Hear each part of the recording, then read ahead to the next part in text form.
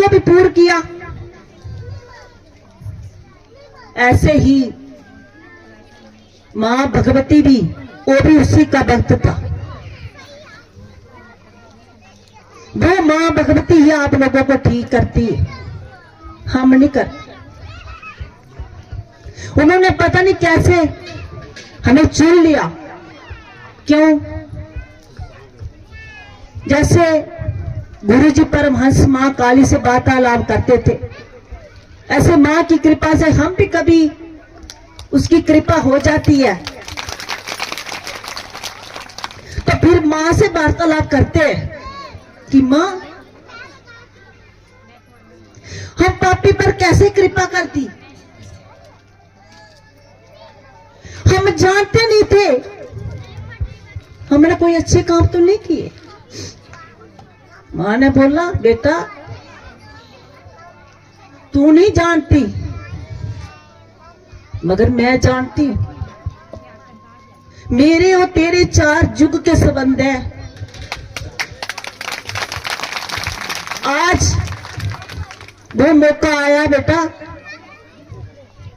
कि लोगों का कल्याण होगा।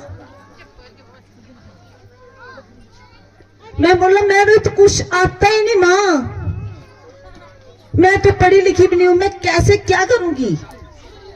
बोला बेटा जो करेगी मैं करूंगी, आप सब माध्यम होंगे। तो आज मां कर रही है, आज वो मां कर रही है, आप सभी देख रहे हैं। मगर थोड़ा थोड़ा जमा अच्छा कर्म जो करेगा ना तो उसका जब जुड़ेगा तो कर्म जोग होगा। जैसे हम सभी सेवादार हैं उस मां के, और परम सत्ता जो सृष्टि की करता धरता है मां जगदम्बा, उसके हम सेवेदार हैं। तो सभी जो भाइयों ने हमारे ने इतनी सेवा की इतने दिनों से, तो इनके लिए जोरदार ताड़ी हो जाए कि सेवा भी मां उसी से करवाती है जिसको चाहती है। उनको खुद मन कर जाता है कि मैं सेवा करूंगा। कितने दिनों से लगे हैं, बर्तन इकट्ठे कर रहे हैं, सामान कर रहे हैं, सामान लाकर ला रहे हैं, घर घर प्रचार किया, घर घर मां का प्रमाण दिया, सादा दिया कि आप सत्संग में आओ। मगर जिस पर मां की कृपा होगी ना वो ही सत्संग में आ सकेगा। मां जिसको चाहेगी तो आ जाएगा। क्या व्यक्ति हंकार के कारण नहीं आ सकते? मैं क्यों जाऊं इस सत्संग में? सत्संग मां भगवती का है।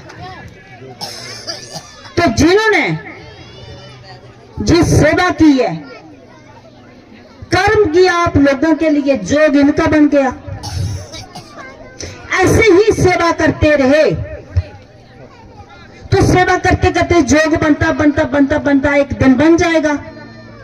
ज्यादा करेंगे, निष्काम कर्म जो करेंगे तो एक जन्म में भी पा सकते हैं। कि ऐसे कि हमारे डीजे जी भाई साहब जो हैं, एक कितने दिन के 2014 से आए थे सत्संग में, 2014 में ही आए थे ना। तब से निष्काम कर्म जो भजन गा रहे हैं और मां भगवती का जो गुणगान करता है ना, वो मां भगवती पता नहीं उसको क्या देती है। बिना मांगे हमने सब कुछ हमें दिया है, आगे पता नहीं क्या देगी, कोई पता नहीं उसका, वो ही जाने। तो निष्काम कर्म जो करेगा उसको उसी को फायदा होगा। इसलिए सेवा का बड़ा महत्व है। तो मैं बता रही थी कि गुरु जो परमहंस थे, उनके पास एक शेठ जी आए थे। वो मां काली के उपासक थे, भक्त थे, रोज मां काली उनको दर्शन देती थी। ऐसी सभी जनता ऐसी है। तो उनके पास एक शेठ जी आए। शेठ जी बोलने लगे, गुरु जी मैंने सुना है कि मां काली आपके पास आती है, रोज दर्शन देती है आपको, आप उनसे वार्तालाप करते हैं? बोला हाँ जी। बोला अब आएगी तो मेरे पास भेजना उनको। बोला ठीक है मैं भेजूंगा, मगर अपना पता दो, पता दो ना अपना, कैसे भेजूंगा मैं। बोला ठीक है। उन्होंने कार्ड निकाला तो अपनी दुकान का कार्ड दे दिया। उन्हें बोला ये कार्ड तो आपकी दुकान का है, मैं दुकान में थोड़ी ना भेजूंगी, अपना पता दिए अपना। तो उन्होंने फिर अपने घर का नंबर दे दिया। उन्हें बोला शेठ जी आपके घर का नाम है, नंबर है, अपना पता बताओ अपना आप, फिर माँ काली आएगी, मैं आपसे आपको मिला दूंगा उनको। अपना पता नहीं। बोले जब आपको अपना ही पता नहीं तो काली माँ कैसे आपके साथ दर्शन करेगी, आप कैसे दर्शन करेंगे, कैसे आपके उनके साथ वार्तालाप करोगे। लोगों को अपना पता ही नहीं है, इसलिए सत्संग का पता कहाँ होगा। लोगों को पता है मेरा घर वहां है, मेरा गांव वहां है, मेरा जे नाम है, मेरा जो मैं में जुड़ा है। असली पता आपको अपना पता होगा तो परमात्मा का तत्व दूर नहीं है। सर रब दा तू कहना इतू पुटना इतू लाना। सिर्फ संसार से मन हटाकर परमात्मा की तरफ लगाना आपने, ज्यादा बात नहीं है। मगर जो संसारी व्यक्ति है, कामनाग्रस्ती है, उनके लिए ज्यादा है, उनके लिए मुश्किल है। इसलिए कि जप करोगे, सेवा करोगे तो जप से सब कुछ पता चल जाएगा। अभी जो जो इस पार से इस जप से लोग ठीक हुए हैं, अपनी अपनी जगह पर खड़े हो जाए, सभी जल्दी जल्दी खड़े हो जाए।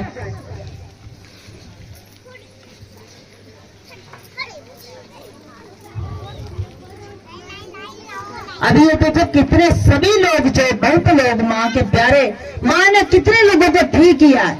इनकी अलग अलग बीमारी है, अलग अलग प्रॉब्लम है।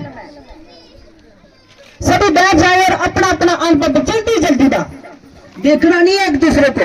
अपना जब अनुभव बताओगे तो आपके घर का क्लेश सब दूर हो जाएगा। जल्दी जल्दी अपना अनुभव बताने के लिए आ जाइए, क्योंकि फिर आप लोग जिसके लिए सुबह से बैठे हैं वो भी आपको प्रसाद देना है, और क्योंकि फिर आप लोग जिसके लिए सुबह से बैठे हैं वो भी आपको प्रसाद देना है, और फिर भंडारा भी करना है, फिर जाना है अपना। जल्दी जल्दी आप अपना अनुभव बताएं। जय माता दी। तो सारे संगत जिनके अनुभव है वो जय माता दी। गुरु माँ जी और गुरु जी के चरणों में मेरा कोटि कोटि प्रणाम, कोटि कोटि वंदना। मेरा नाम श्रुति राजपूत है और मैं दिहाड़ी की रहने वाली हूँ। मुझे सत्संग में जुड़े हुए 2-2.5 साल हो गए। मतलब मैं आपको सबसे अपना पहला वाला अनुभव बताऊं तो मेरे को इतनी ज्यादा सर दर्द होती थी, इतनी ज्यादा कि मतलब डेली होती थी, हर रोज होती थी। जब से मैं सत्संग से जुड़ी हूँ, पाठ कर रही हूँ, तब से मेरे को आज तक मेरे को कभी सर दर्द हुई ही नहीं, बिल्कुल खत्म हो गया। और मेरे अंदर इतना ज्यादा गुस्सा था, मेरे को इतना गुस्सा आता था, इतना तेज कि मतलब मैं अपने बड़ों से भी बदतमीजी से बात कर देती थी। मेरी मम्मा या कोई भी मेरे को कुछ बोलता था, मैं आगे से 10 कुछ भी बोल देती, मेरे को पता नहीं चलता था, इतना तेज गुस्सा आता था।